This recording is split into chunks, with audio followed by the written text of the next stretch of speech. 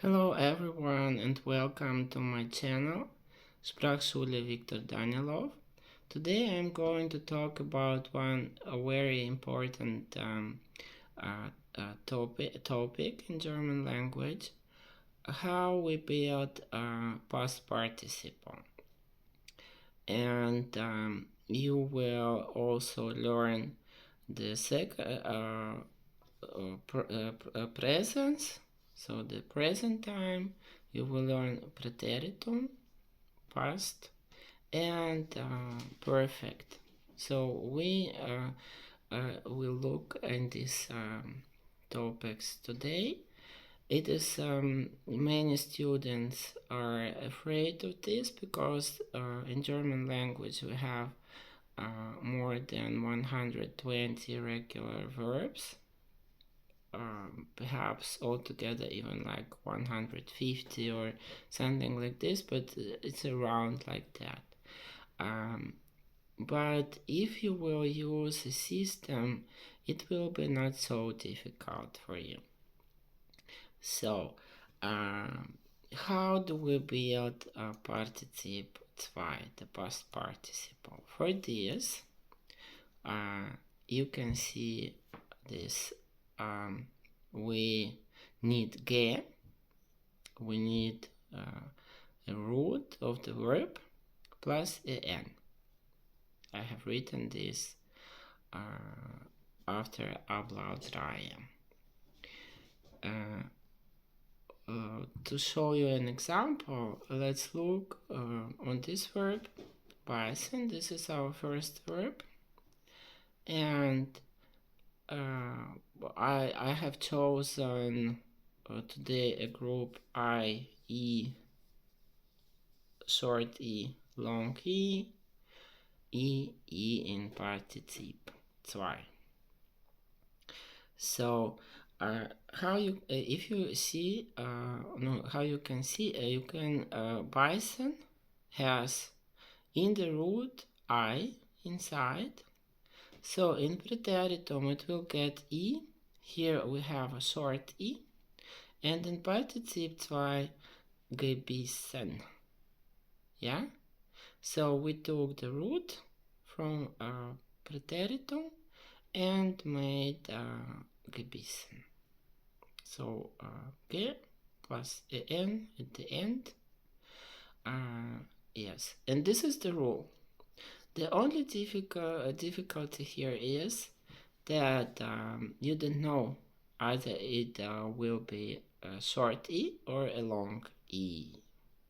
Yeah? What do we need, what for do we need Partizip 2, the past participle? We can build we can build perfect tense with that. This is the most important role of this, but it can also be used as a kind of an adjective, and it will also be changed like any adjectives. So I will explain you further this. Now our example is in this case of beißen, to bite, Partizip 2 gebissen. If we want to use it like an adjective, we can say das gebissene Kind. It would mean a child who was bitten. Yeah? Now it is like an adjective. Das gebissene Kind. But we will actually look how the perfect tense is built. So our example is die Mücke hat mich in den Arm gebissen. The mosquito bit me on the arm or in the arm. Now you can also see one very interesting thing between German and English. In German, we use perfect tense, and in English, it is past simple. This is the difference because our preteritum is used not like past simple. We use this only in literature, but for the most of cases where in English will be past simple, we use the perfect tense. Yes? So that you are not confused. Our second example is bleiben, to stay. Presens, sie, es bleibt. Präteritum, blieb. Partizip 2, geblieben. Beispiel: Ich bin zu Hause geblieben. I stayed at home. Our third example is gedeihen, to thrive.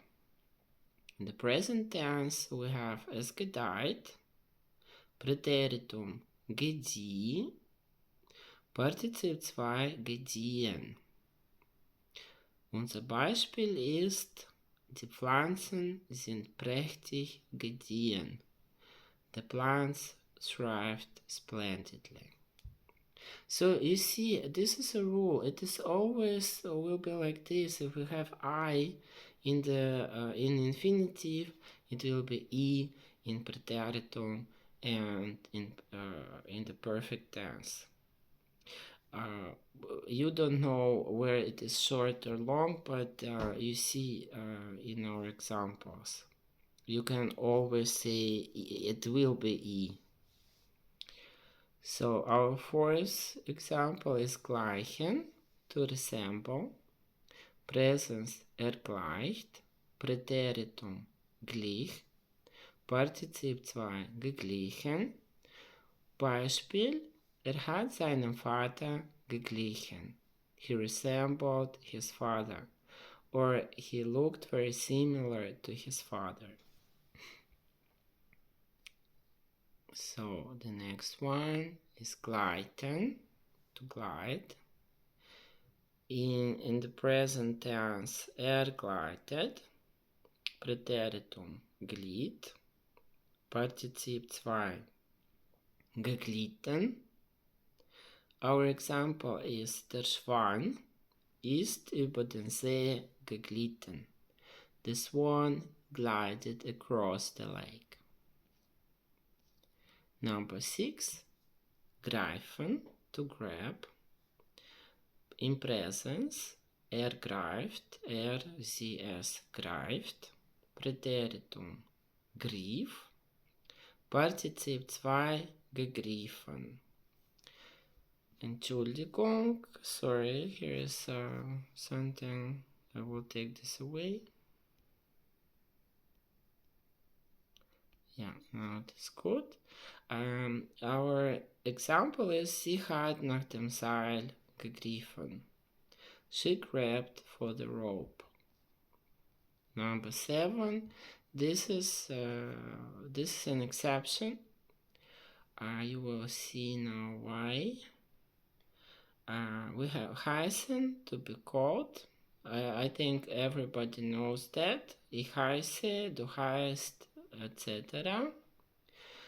But we have our rule that in the root we have I and in preteritum E, but here we have got in partizip to geheißen, not gehießen. Perhaps I have seen in the old text also some forms with gehießen. I think it changed during the times, and now it is like that. Please notice that and learn this by heart. We don't have much exceptions in this group, but this word is one of them. This is an exception. Beispiel: Wie hat Ihr Großvater geheißen?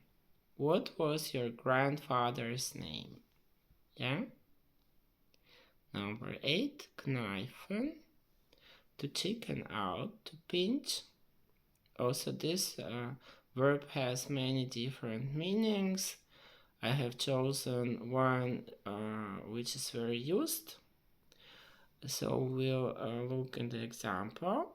In presence it will be erkneift. In Präteritum knief. Im Partizip 2 gekniffen. Our example is, als es die Übernahme der Verantwortung ging, hat gekniffen und ist nicht zur Sitzung erschienen. When it came to taking responsibility, he chickened out and didn't show up to the meeting. This sentence is very interesting because we have another verb from this group. In this sentence, it is erscheinen. And now we see this in Partizip 2, erschienen. This is also what I want to teach you. It doesn't matter what you have in front of the verb. It can be erscheinen, or we can verbleiben,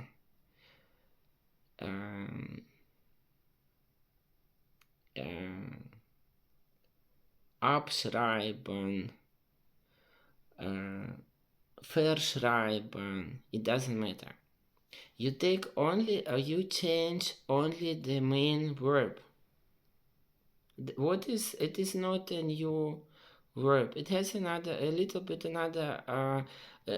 another meaning, but we are not looking at the meaning. We are just changing the main verb. This is very important. Erscheinen we will get in another lesson. So now leiden, to suffer. In presence we have erleidet. In Präteritum lied. In Partizip to gelitten. Our example is die Pflanze hat unter der Trockenheit gelitten. The plant suffered from the drought.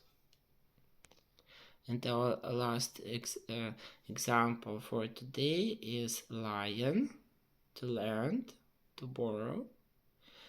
In the present tense we have leihen. In Präteritum lieh. Partizip 2 geliehen. Ich habe mir Geld geliehen. I borrowed some money. So this was our first lesson for the irregular verbs. Our Ablautreihe I, E, E. It is not over. There are many other verbs. I will make this in parts. So today is part 1, and I think it will be a series of videos. It is very important, and I'm just trying to help you. If you like this lesson, I would kindly ask you to subscribe to my channel, or to give me a like, or to leave a comment below. Thank you very much and have a nice evening. Goodbye and bis bald. Ciao.